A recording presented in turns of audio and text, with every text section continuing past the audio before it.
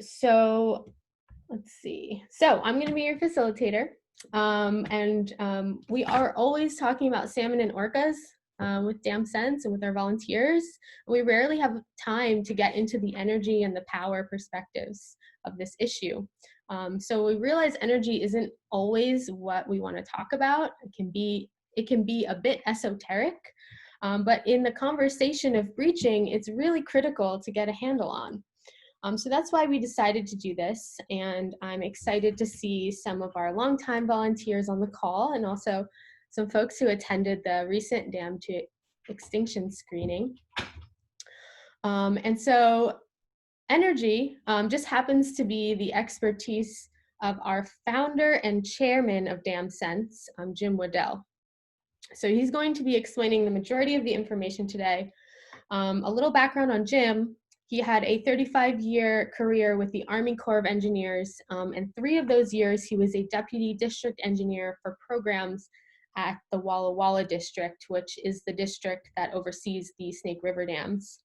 And he is also currently a public utility commissioner for Washington State. So I'm gonna go ahead and share my screen so we can start the presentation. Jim's gonna say a few words. During the presentation, we are going to take clarifying questions, and we're going to have you put those questions in the chat, and we will get to them every few slides, or we'll get to them right away. And then at the end, questions will be more detailed or more general that you may have.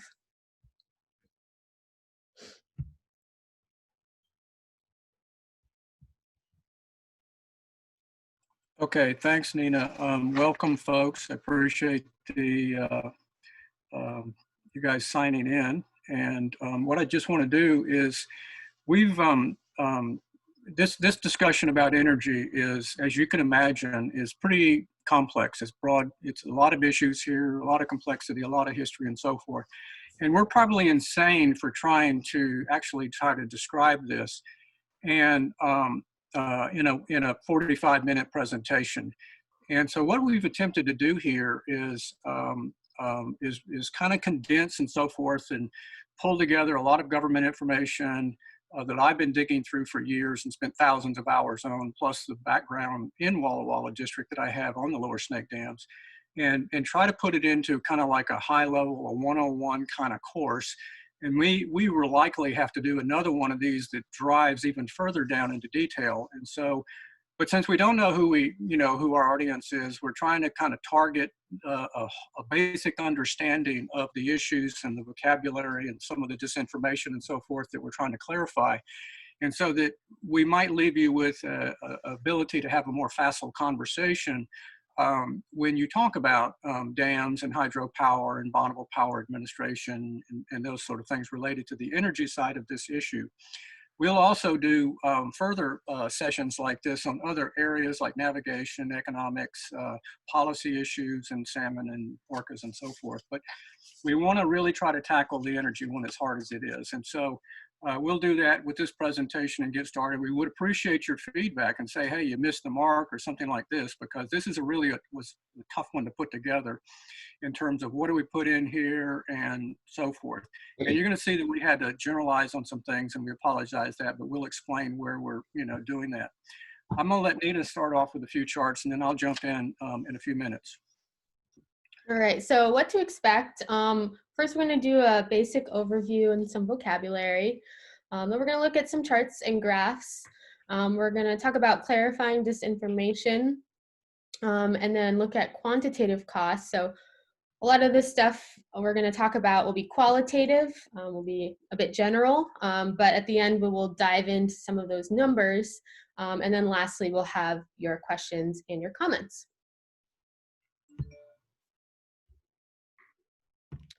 So who sells our power? Where do we get it from? That's the most important question we have to ask, and that's BPA, or Bonneville Power Administration. So they are marketing and selling 27% of Pacific Northwest Power. And they have a fun pie chart on their website that shows the breakdown of their assets. And so this is the capacity of their assets, the full capability of all the hydro they have, wind, everything else is less than 10%. So hydro and wind are the main ones. They also market energy from the nuclear plant in Eastern Washington. There's a bit of gas and some other things.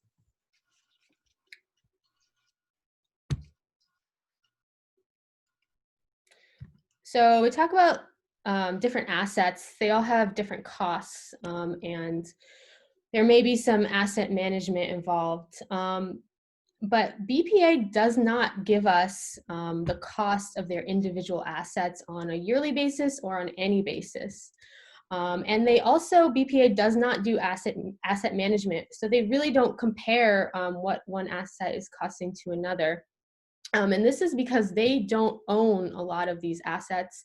All of the hydropower assets are owned by the Army Corps of Engineers. So BPA's job really isn't to do any asset management, and then the Corps isn't doing asset management because they have no incentive to. They just own the dams and no one is telling them to look at specific costs. But we're going to talk about costs generally for these kinds of assets because it will be important later on. So hydro, we know that costs will be increasing over time. We know hydropower are their dams, their structures with a finite lifetime. And most of the ones in the system are surpassing that 50-year mark, where they're going to require a lot of operation and maintenance, as well as other costs to put on different types of hardware and upgrade those turbines. Then we have battery, which some utilities and power suppliers are beginning to invest in. And since it's a new technology, we can expect the cost to decrease. Wind and solar costs have been decreasing, and we expect them to continue to decrease as more and more wind and solar come onto the grid and come into the system. And then nuclear, we aren't sure if the costs from that are going to increase and decrease. Okay, so I have a separate slide for renewables, just because renewables, we know they are the wave of the future. These are really the true forms of clean energy, and they are the true green energies. They have much less environmental impact than hydropower, and we really see these taking off into the future. So we also have, so what we have here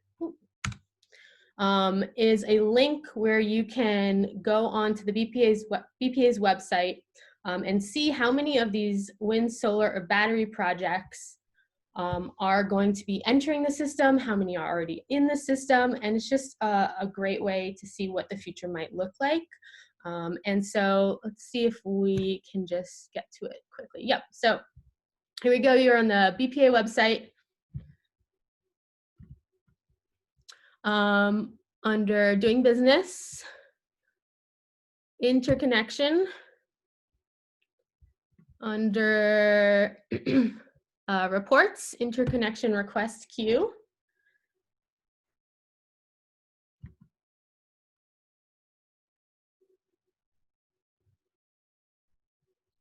Oh, yep, and so it actually brings up a Excel document you can download. And let's see if we can make this bigger. So here's just a list that's updated very frequently, you know, within the week, of what types of assets are being proposed or are already on the grid. So here we have a couple solar, batteries, pumped storage, wind turbines, and then you can also see here how many megawatts of power, which is the unit that measures power, what the capability of that asset could be in the summer and in the winter. And there's some other columns there you can look at too. And so also, we're not going to look at this now, but instead of reports under maps, there's a solar project map. So it actually points out on the map where the different solar projects are.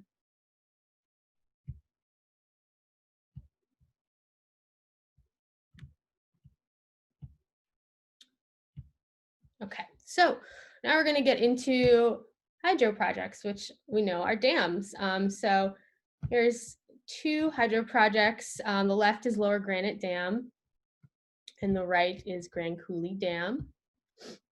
And all dams have similar features. They're not all the same, but they do have similar features. So one feature is the powerhouse. That's where the turbines sit to generate power.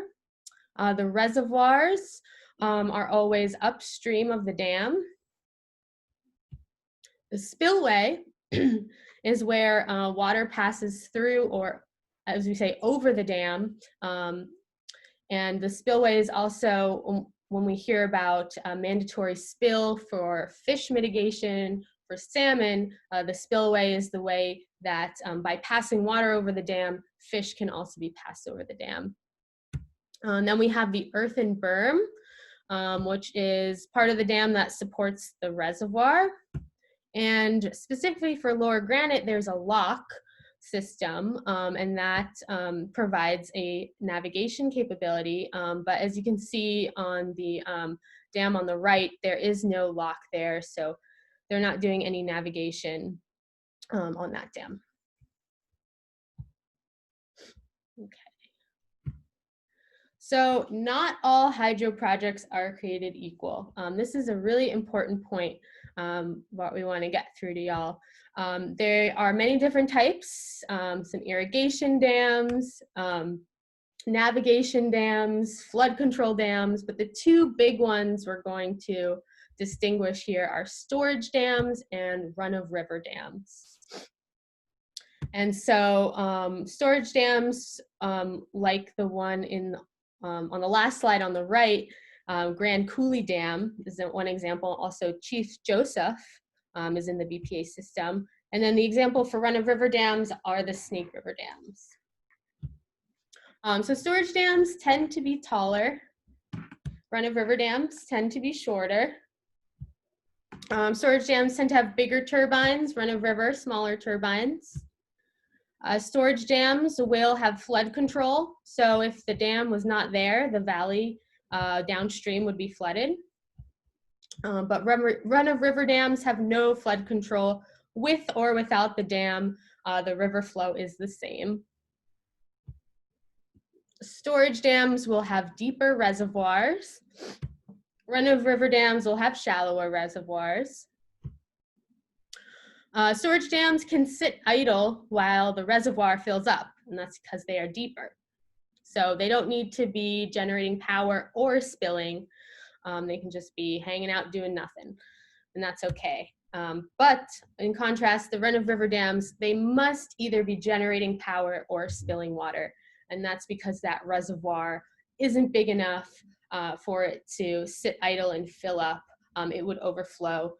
So they must either be generating power or spilling water all the time.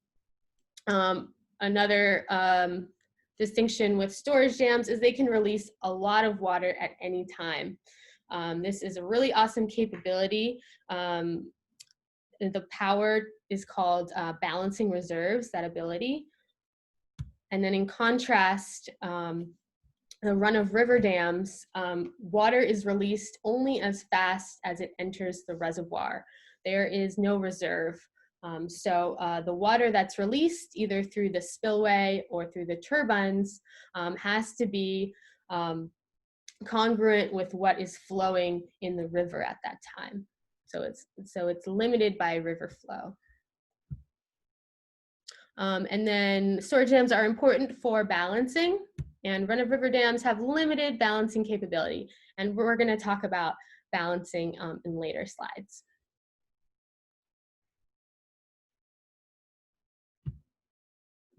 Okay, so just to reiterate the difference between these run-of-river versus storage dams, here's a cross section of both.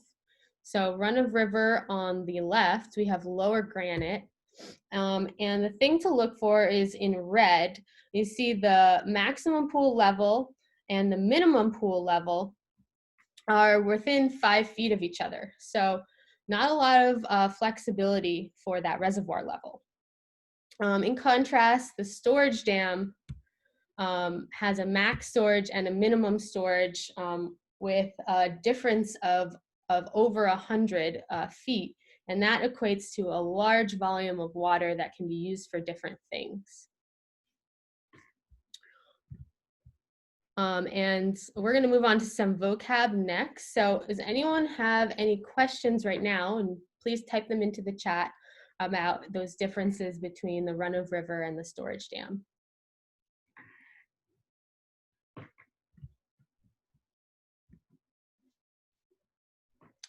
All right, so our next slide, energy vocab, because learning about energy is like learning a new language sometimes, lots of new words. First one is nameplate capacity. That's the maximum capacity of the power plant. And it's seldom realized because no power plant can be running at 100% capacity all of the time. It's always running at a certain percentage of that capacity. And the unit of measurement that's used to describe capacity is megawatts. And that is the instantaneous amount of power that's being produced. But as we know, these plants are producing varying amounts of energy over time. So that's the generation data, which is the actual power produced. And that is measured in AMW. So that's average megawatts or megawatt average, and it's always over a certain time period. Usually when we're talking about different assets, it's over the range of a year. So for example, the Snake River dams have an annual output of between 900 to 1,000 AMW, average megawatts, and that's through the course of the year. And then the last vocab word, one of the most important, is load, which just equals demand. So how much power do we really need? That's load. So any questions on those? And again, you can type questions anytime into the chat.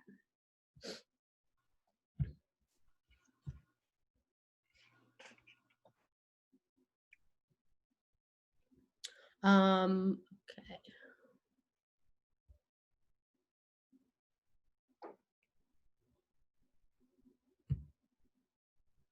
All right, so I'm going to hand this over to Jim to talk about how generation follows load.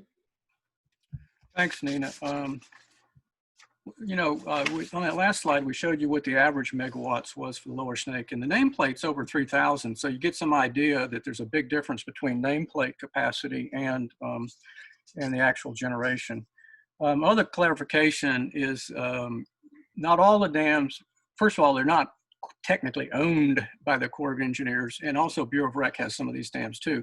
They're actually owned by you guys, the taxpayers, and they're paid for by the ratepayers in terms of their operations and maintenance.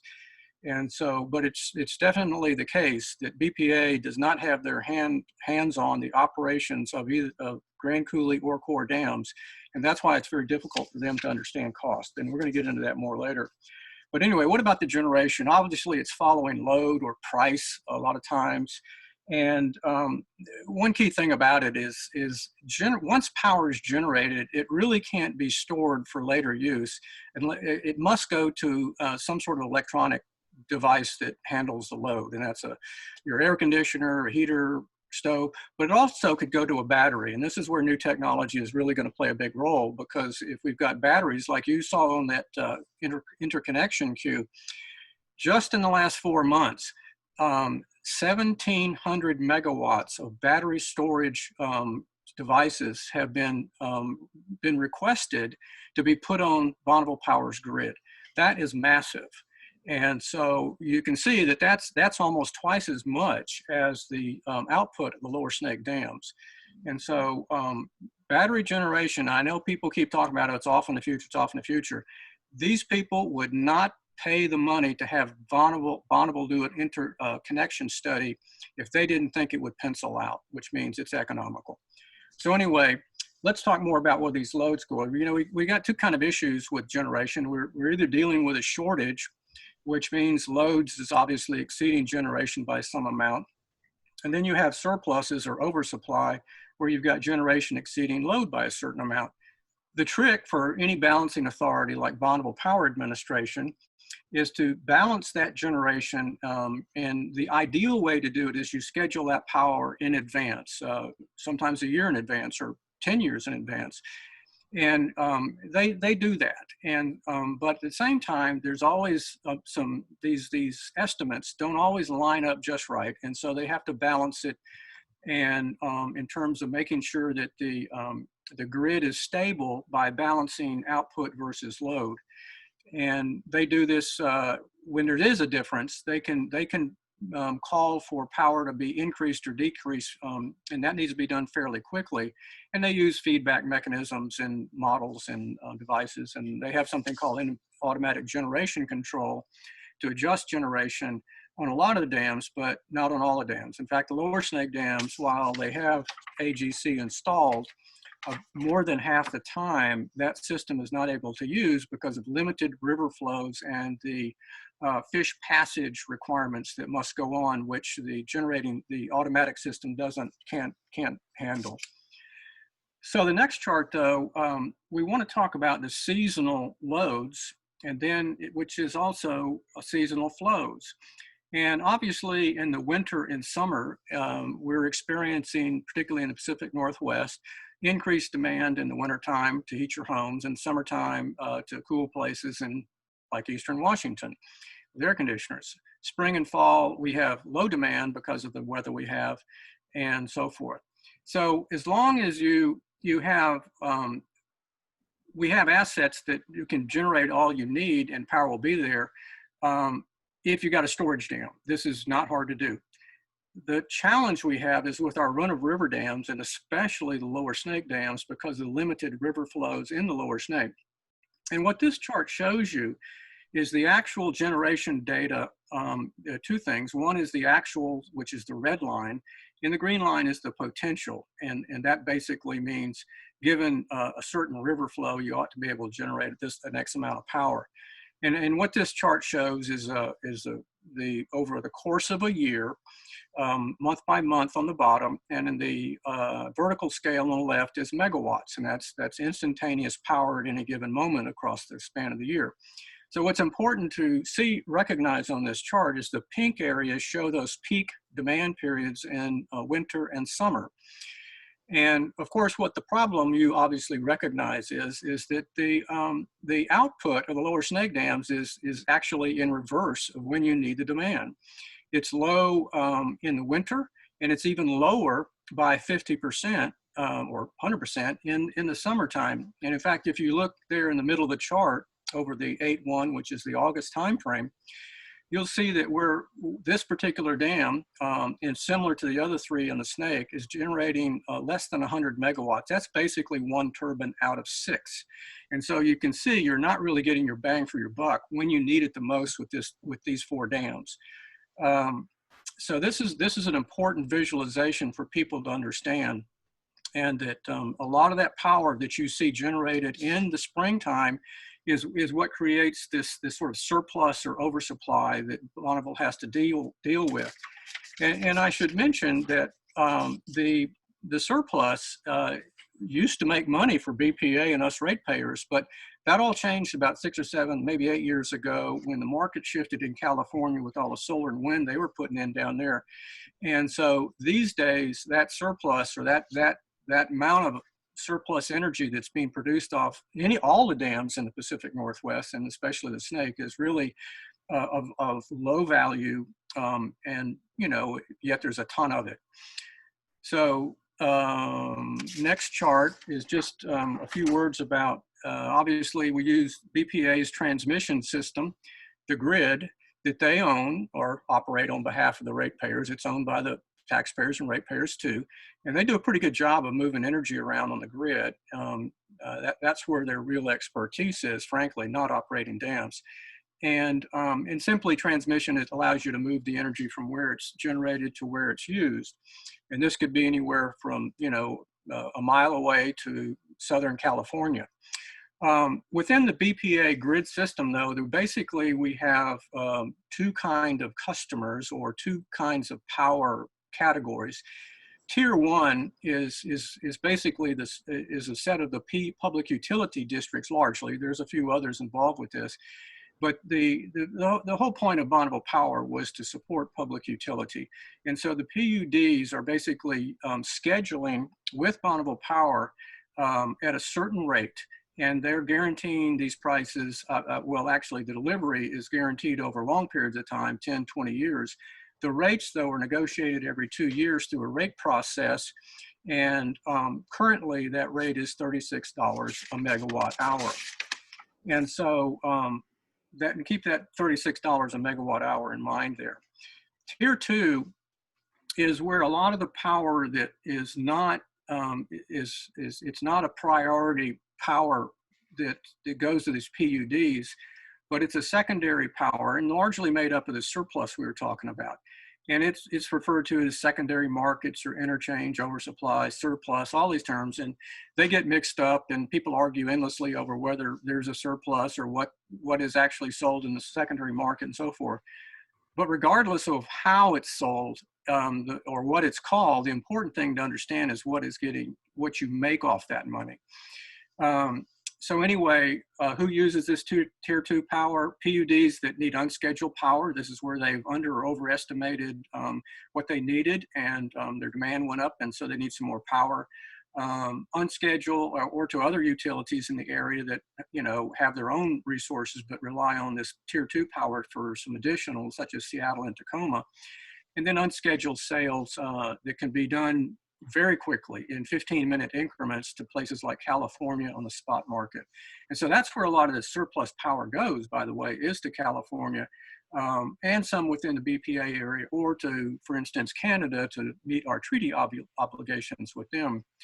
When these tier 2 agreements are put in place, though, the people buying this power really understand, though, there's a little bit of a risk here, because they're banking on there being a surplus. And sometimes, while there always has been a surplus, we've never been less than 1,000 megawatts, as far as I can tell, in terms of surplus. But it could get so low that you're competing different utilities, but that's okay.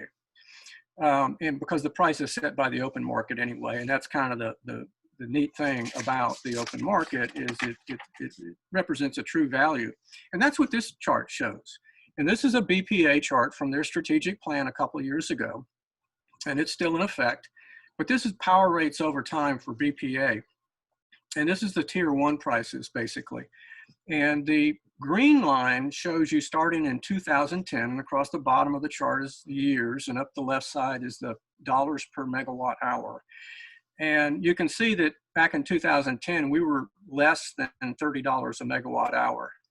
And where we are today in 2020 is we're up a little bit over $36 a megawatt hour. So we've seen a steady increase in what they charge. And of course, that impacts our rates that utility customers have to pay. And so, and that's what's important for us to get our hands on, is where are these prices going? What is BPA's trend line here? And what are they doing to control cost? The other important thing is not that that's just as that curve is going up, and there's a lot of different reasons, but one of them is hydropower, like Nina mentioned, cost is increasing basically because this is an aging technology. And it gets more and more expensive as every week that goes by to replace a turbine. That industry has largely vanished in the United States. And so when we need a new turbine, it's a custom job. And the expense is just skyrocketing on these rehabs and repairs. Now, what's also important here is this blue line, which is basically the market prices. And this is on the Mid-Sea, which is a market hub on the Columbia River. And what you see is it spiked up and down across the years, but the dotted blue line give you the trend line, the average of that line. And so what's really important to see here is that Bonneville is facing a situation where these open market prices are more than $10 less than their rate that they're charging us. And so this has caused customers, particularly direct supply customers like an aluminum plant or something like that, are walking away from BPA. And this is exacerbating their problem because now they have less customers and less demand. And so that means they're having to spread their cost over fewer and fewer utilities.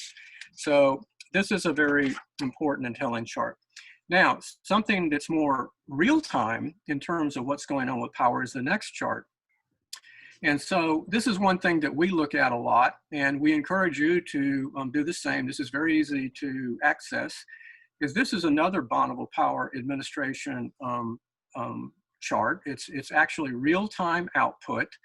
And what it shows you is across the bottom, you see May 21st through the 28th. So it's a 7-day rolling period of time, and it's updated every 5 or 15 minutes in terms of what's going on. And so what is this chart showing us?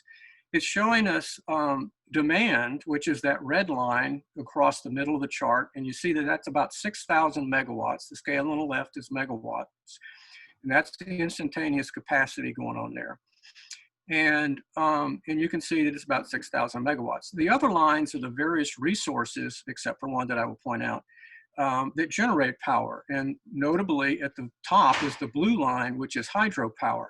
And you can see that as of right now, well, in this particular chart, we're generating twice as much hydropower as there is demand within the BPA authority area. Down at the bottom, you also see generation by wind, which is green, Hanford Nuclear, which is purple, and you can see that it bumped up. It was down a little bit less in generation, and it bumped up near maximum. And then at the very bottom, you see fossil, which is primarily a little bit of coal left in BPA and primarily gas, and that's pretty low right now, which is typical for this time of the year. The gray line in the middle is important. That's what they call interchange, and that's this secondary oversupply, surplus, whatever the various labels that get puts on it. But what's important, and so let's not quibble over whether, and it's at 6,000 and, or 8,000 and say, well, all of that is surplus and being sold on the spot market, or they're scheduled and unscheduled. But look at the magnitude of this. That's what's important to realize here. And this indicates the total amount of power that's available in the BPA authority area is actually quite large. And the trick is to try to sell this power and not lose money. And like I said, BPA made money on that interchange and surplus sales and secondary sales, whatever you want to call it, for years, but not so anymore. And the average for that now is about $20 a megawatt hour. So that hurts them. One other thing I want to point out on this chart is look in the lower left at the green line, which is the wind energy. And you'll notice on May 21st, it's almost flat, right at 2,000 megawatts. Now you'll notice elsewhere that wind typically is bouncing up and down, and this is very typical. What turbines are speeding up and slowing down all the time, depending on the local wind conditions. So what does it mean when right there it's dead flat? Well, that is probably a curtailment, and that's where BPA, for whatever reason, maybe the grid couldn't handle it or something, said, hey, we need to stop curtailments. And like in, I think it was either 2019 or 2018, there was 50 curtailments of wind by BPA. Now, we've also heard from folks that may be not a curtailment, but the wind energy folks decided just to turn off their generators because they weren't making any money. Well, that's sort of odd if you understand a wind generator. I mean, it's sitting out there by itself. It doesn't have anybody turning it on and off. And so the marginal cost of operating that turbine are very low. And so even if you were making very little money, then you would probably keep that turbine running. It is quite possible, though, that at that particular time, we had negative pricing in California at the interchange, that, that gray line was, so much power was going that prices went negative. And maybe it was if you're generating power and you're having to pay somebody to take it, that might be a reason to curtail your own power. We have seen minus $20 a megawatt hour negative pricing with California. And so, and that's a phenomenon over the last 4 or 5 years. It never happened before, but now it's not too infrequent. So we encourage you to, look up this chart, and we'll show you how to get to it on the next chart. Actually, I'll let Nina explain how to do that. We won't try to probably get to these charts because it gets quite cumbersome, but she can give you some idea, and these charts will be available so you can access this information. We also, what I just talked about was the generation data, and then there's the price data, which is the second bullet of this thing. Do we have time to go to the website? Yeah, I think so. Okay, I lost my cursor here for a second. Well, maybe one. Okay. We've got about 15 minutes to finish the briefing, and then open it up to questions. Okay. So on Bonneville Power's website, under operations and reliability, let's see. Oh, under doing business, interconnection. Then on the right-hand side, you'll see reports, and then this. Oh wait. So we've already done that one. Oh yeah, we already did that one. So operations and reliability, operations information, and all this information is so buried. So we really wanted to give you the tools so you can access it yourself. There you go. And so then right here, wind generation and balancing authority load monitoring. And then number 4 has the one that includes those interchange markets, those secondary markets. So this is the real-time data right here. And yep, there it is. So go back here. And then really quickly, if you want to access what that price could be on the open market, we can't, members of the public can't access that open market price for the Northwest, but we can access it for California. And so for some reason this isn't working, but it's californiaiso.com. If you scroll down to the bottom of that page, related websites, Oasis, you'll see all of this panel here where it's showing the real-time prices, and we're looking for the price for NP15, and that's Northern California. So that's right when that energy is being transmitted from Oregon into California. And so that can be kind of a proxy. Here it is, $22. That can be a proxy for kind of seeing what the price is in the Northwest for that surplus power. So $22 is less than BPA's tier 1 rate of $36. So right now BPA is losing money on their surplus, most likely. Okay. Okay, thanks, Nina. Point. So let's look at a couple more things that have happened that what I would call trying to clarify some of the disinformation. We have heard many times, well, at least 3 or 4 times over the last 7 or 8 years involved in this issue, is cold snaps causing power shortage, alleged power shortages. That had it not been for the Snake River dams, we would have had blackouts and all this kind of stuff. One of the most notable ones was last year in 2019, and this made a lot of press and a lot of discussions within the trade associations about how important and how critical the Snake River dams were to meeting the increased demand brought by this cold snap, which this happened in these dates in March. You should also remember, most people don't realize there was also a natural gas line that was out of commission causing this stuff to go up. So there was a strange occurrence of combination of things that were causing a problem. But this chart shows you something very interesting. In the middle, you will see Ice Harbor, Lower Monument, Little Goose, and Lower Granite dams. Those are your lower Snake River dams. And you can see that across the 3 days, the 3rd, 4th, and 5th of March, blue, red, and green, there's very little change or increase, notably, um, in those 4 dams. So they didn't do much to support any kind of shortage or increased demand, an increased demand or shortage of power. You will note, though, that Grand Coulee and Chief Joseph, though, each ramped up significantly over their normal. In fact, and that's because those dams, Canada released water, they are storage dams, they could release more water too.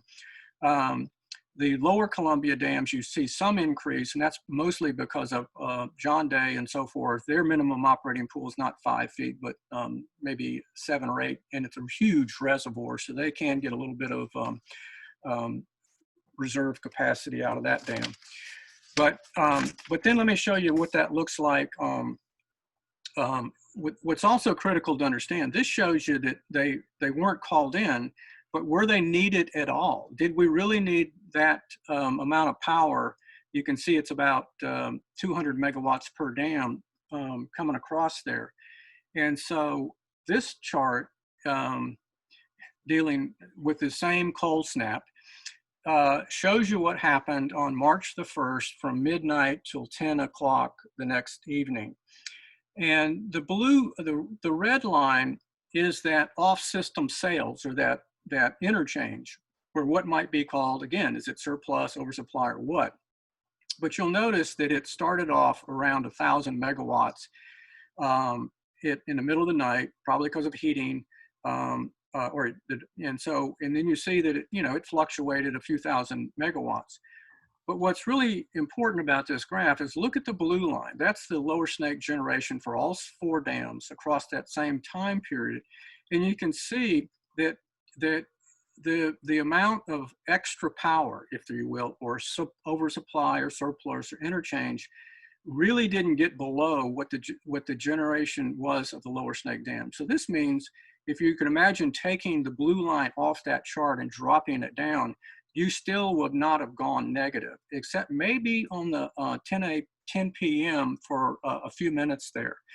And what's important to recognize here is that this is one of the extremely rare cases where that red line ever dipped below the blue line, i.e. LSRD generation, in years and years and years. We had a couple more instances of that this last February. And so the point about this is, why would you hold on to a resource like this, an asset? Asset's kind of a strange word in this case, when it's so rarely needed when you need it the most.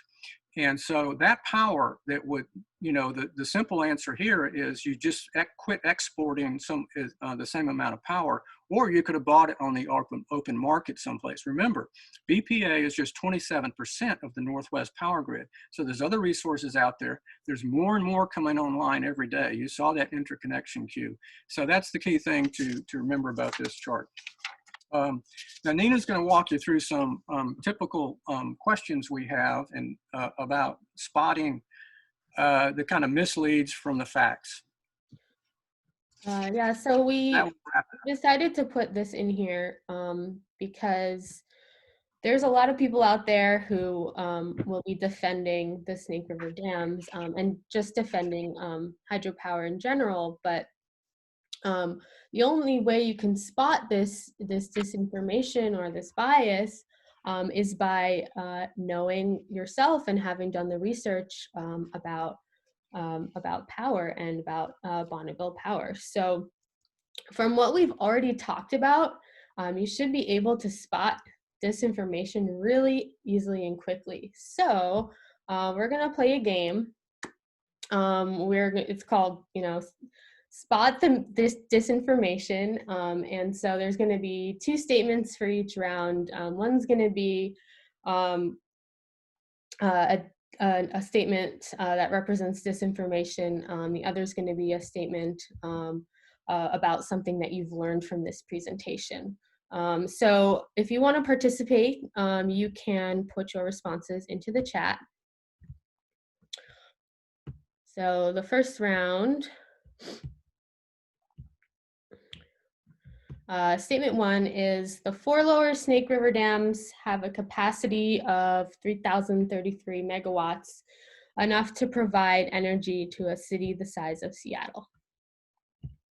And then statement 2 is the 4 lower Snake River dams have provided an average of 930, an annual average of 930 megawatts of power per year. They are only able to produce at max capacity in the spring, though spill and oversupply constraints make this rare. So what do y'all think is the statement that you want to tell your friend about or that you'd want to share? Awesome. So yeah, so I have, let's see. Yeah, so I'm getting a lot of responses that say, statement 2 is true and statement 1 is wrong. And, statement 1 isn't wrong per se. That is their max capacity. But to imply that that's the value of them would be wrong, because we know that we've learned that no power plant is generating at that max capacity all the time. And then in the case of the Snake River dams, they're actually generating much lower than that most of the time. So, yep, you did it right. So statement 2 is what we're left with. That's the one that is more fact-based. Let's see, next round. And the disinformation statements we actually got from a couple of fact sheets on BPA's website. So it just goes to show you that this can be in a lot of different places. So statement 1 for this round, the 4 projects, Snake River dams, provide flexibility to maintain system reliability. When more or less generation is needed, the lower Snake River dams can increase or decrease to keep the system in balance. Statement 2 is the lower Snake River dams compared to other hydro projects have little flexibility. Because they are run of river, they can only increase output so much as river flow allows. So what do y'all think is the disinformation? Right, and again, it's not necessarily wrong, statement 1, but it definitely is intended to deceive you into thinking that the Snake River dams have a value that might be greater than some of the other assets. So we're left with statement 2.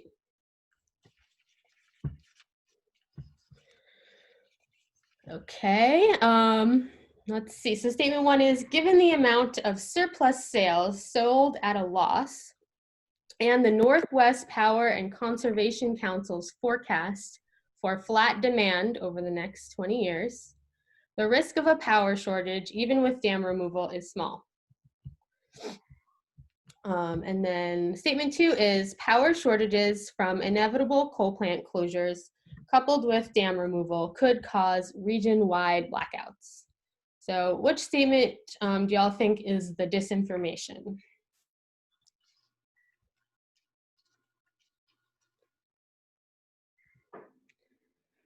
Okay, so yeah, I'm getting a lot of people saying statement 2. Yes, I would agree. Yeah, statement 2. So statement 2 is actually from a fact sheet, and this is also an example of a fear tactic, because blackouts really scare people. Even if there is a shortage of energy, doesn't mean that there's a blackout. Blackouts are what we never want, and Bonneville Power, if there's a shortage, can buy power on the open market to make sure that there is no blackout.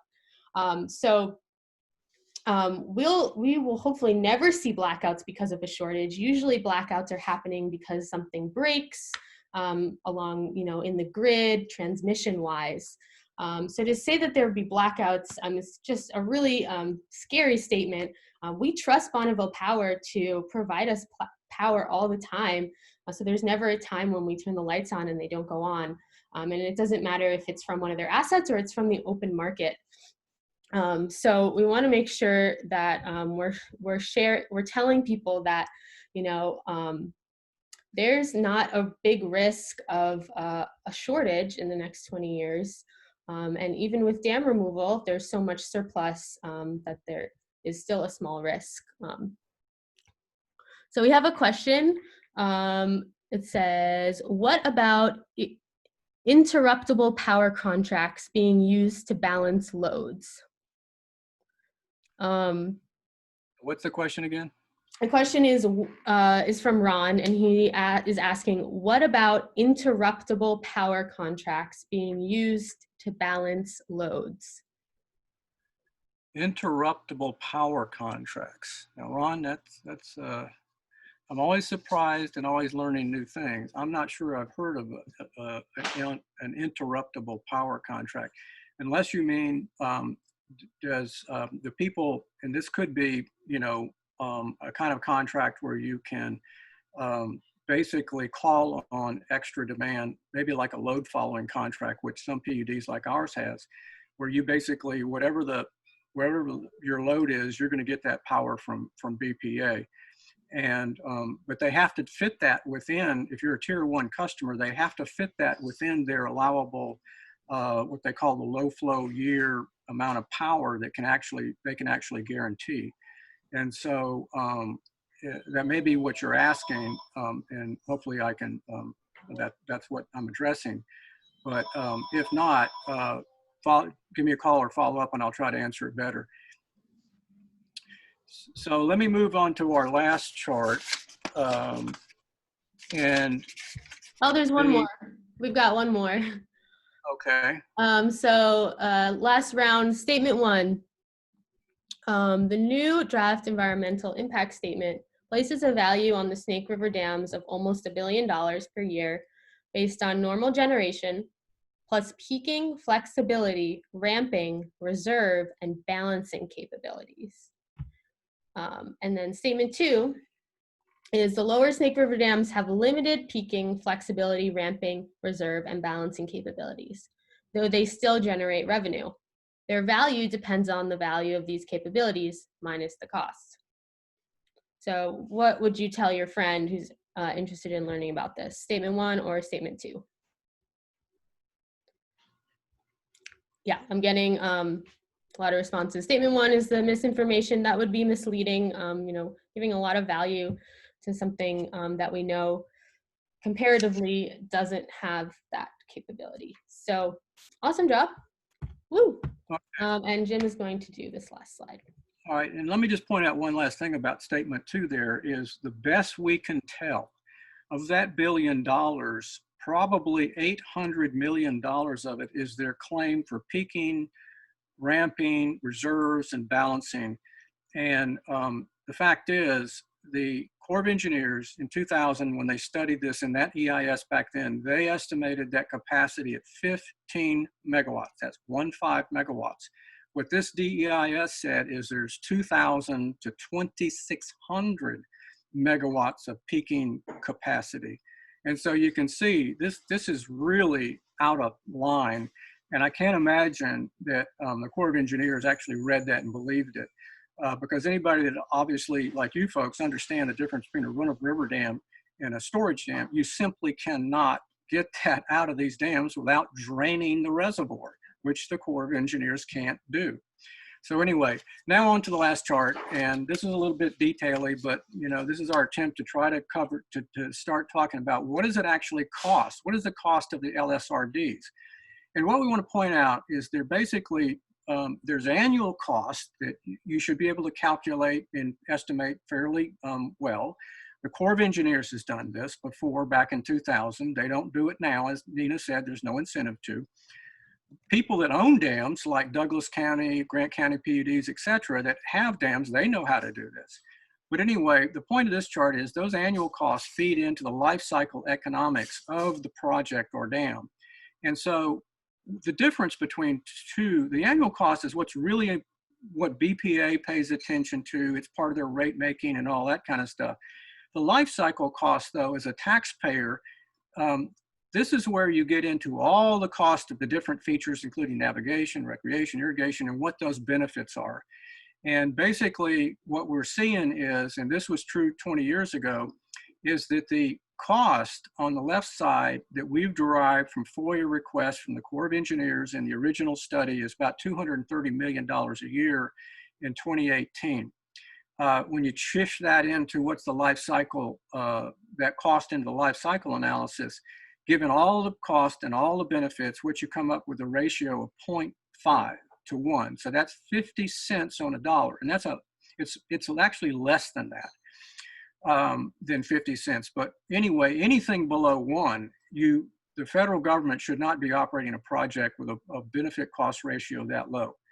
But let's get back on the left side of this chart, because this is really what BPA pays for, and really what ratepayers get most concerned about is this annual cost. So this is what we figure out looking at all the documents and data, and it's about 230 million.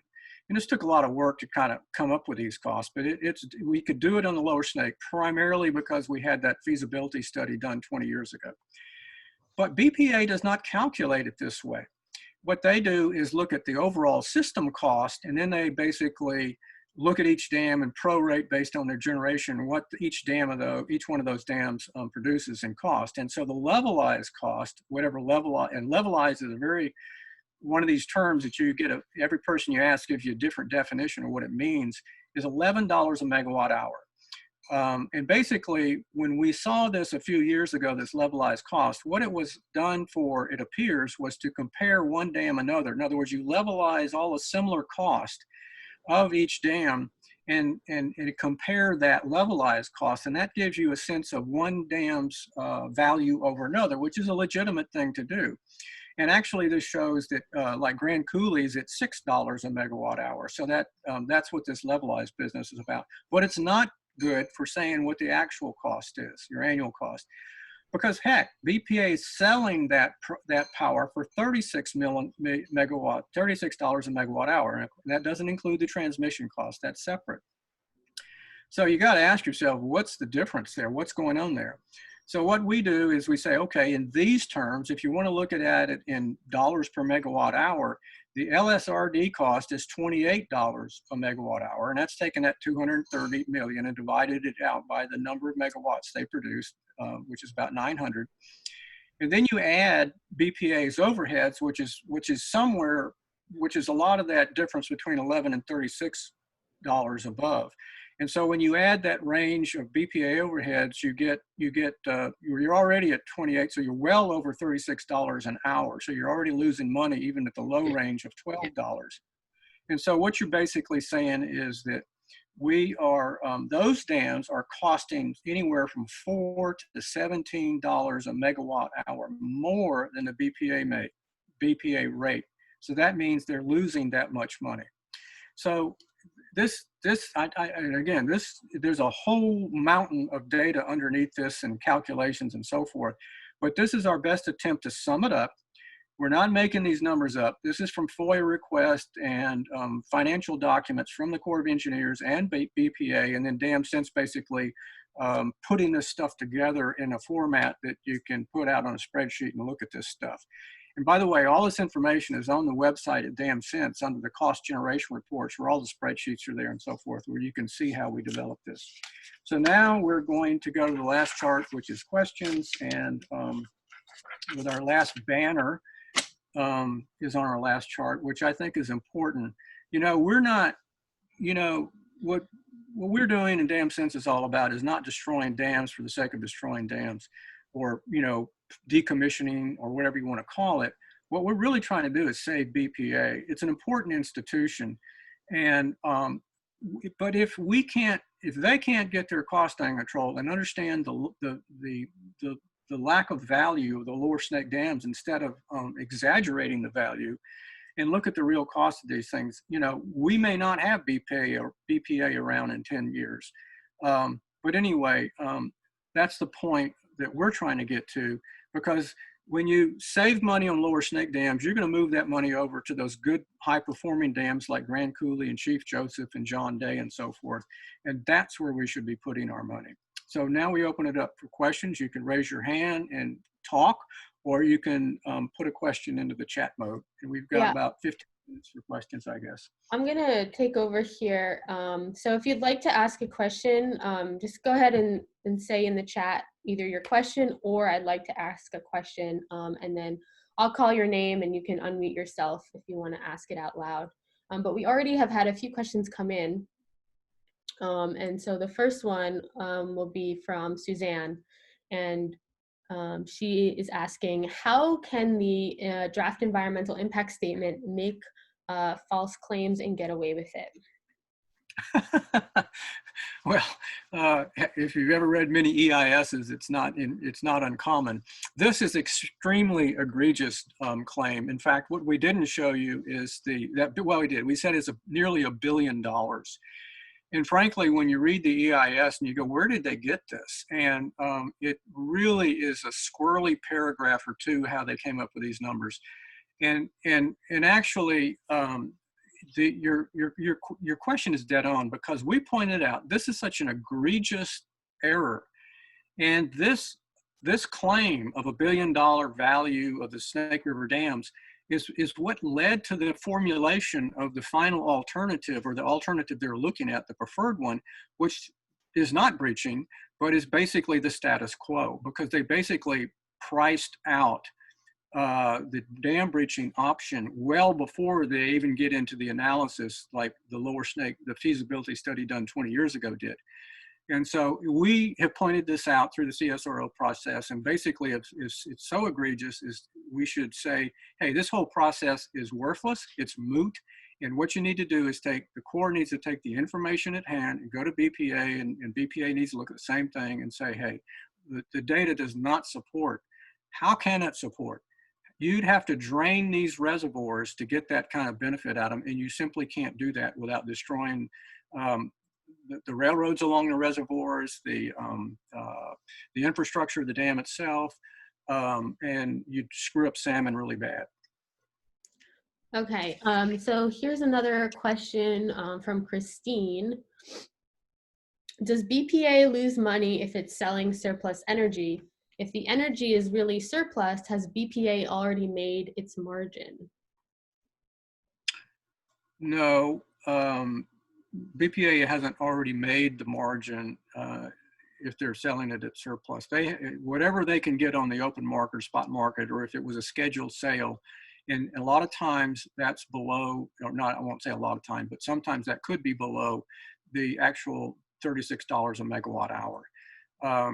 But this is all done, in a spot market kind of way. It's very difficult for us to understand, or anybody to actually see what price they're actually getting at any given moment for power from dam X or dams Y. The way the grid works, it's almost impossible to do. And really, since they can't do that, they basically add it up quarter by quarter and figure out where they are financially in terms of revenue versus their overall revenue versus overall costs, which have been projected through modeling. And that's another, I think it's important, and this is where a second iteration of this thing in a much more detail would probably get into, is BPA uses a lot of models to come up with their revenue streams, and it's based on river flows and water conditions, and models to come up with cost projections and stuff like this. What we're showing you is actual cost estimates for each of the features of a dam, and rolled up by dam, for dams, year by year by year, and spread out over 100 years. And so anyway, I hope that helped answer the question. It's a tough one to answer, with any absolute definitiveness. Yeah, I'm just going to add to that. Anytime that the open market price is less than the tier 1 price, which is $36, they're losing money. And the only margin that BPA has to meet is their guarantee to their tier 1 customers who have those contracts for the scheduled power. So a surplus can be argued that it's unnecessary, but it can also be argued that it's necessary, because you do have the opportunity to make money off of it if the price is higher than what the rate for tier 1 is. So, which it was for historically, but it hasn't been for 6 or 7 years on average. Right. And something that we didn't put in the PowerPoint, but that's pretty significant, is that BPA is $15 billion in debt. So their margin is is really just kind of reducing their interest payments and kind of modeling how many years it's going to take for them to pay that off. So yeah, they're in a pretty bad situation. Let's move on to the next question because we don't have too much time. Okay, so this one's from Karen Davis. What do you think will happen with the new temperature restrictions on these dams, both LSRD and the ones on the Lower Columbia? Okay, that's probably a separate one of these series in the series, but since you asked it, I will address it. I'll try to do it quickly. Basically, temperature has always been an issue with this lower Snake River dams. They've heated up because of the reservoirs and kill fish. Like in 2015, we basically eliminated the Idaho sockeye run. And so I think EPA, and I was involved in the original discussions with EPA 20 years ago, and trying to point out they were right, is that the temperatures of the Snake River. And so what does this mean though? Again, this is another process thing. This will take years for this issue to ever be resolved into some sort of action. And frankly, we know there's only one thing that can make a difference at this point, and that's actually decommissioning, removing the earthen berms, and draining the reservoirs. That's the only thing left that will actually cool down these reservoirs. And yes, people have pointed out that natural rivers have hot spots. Well, yeah, but every river ever does. Anybody that's ever swam in one. But like any river, the Snake River has very cold spots, even in the summertime, which allow the salmon to migrate the river in the summertime. So without getting into more detail about that, because that's one that we could talk about for 15 minutes. Yeah. Okay, so here's one from Erica. She's asking, if the dams are removed, can we catch the net revenue and put it back into the communities who would be negatively affected? Like the people working on the dams and okay, others. so first off, you save a lot of money. Like we said, the dams are costing about $230 million a year.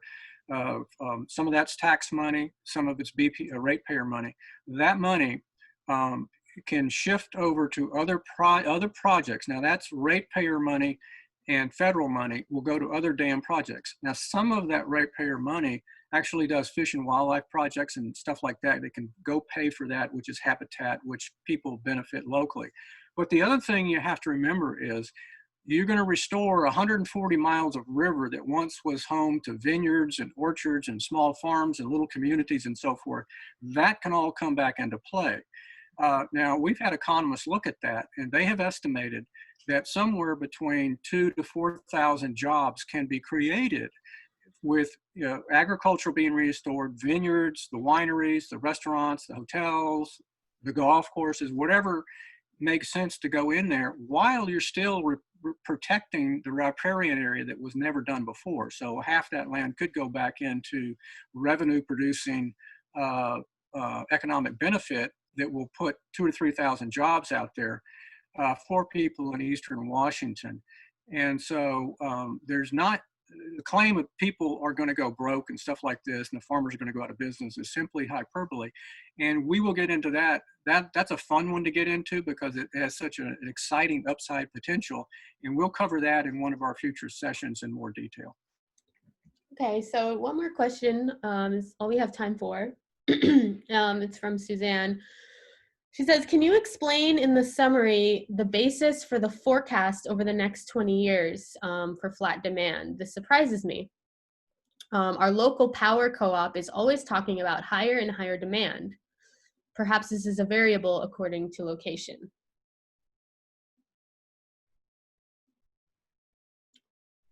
So I guess where,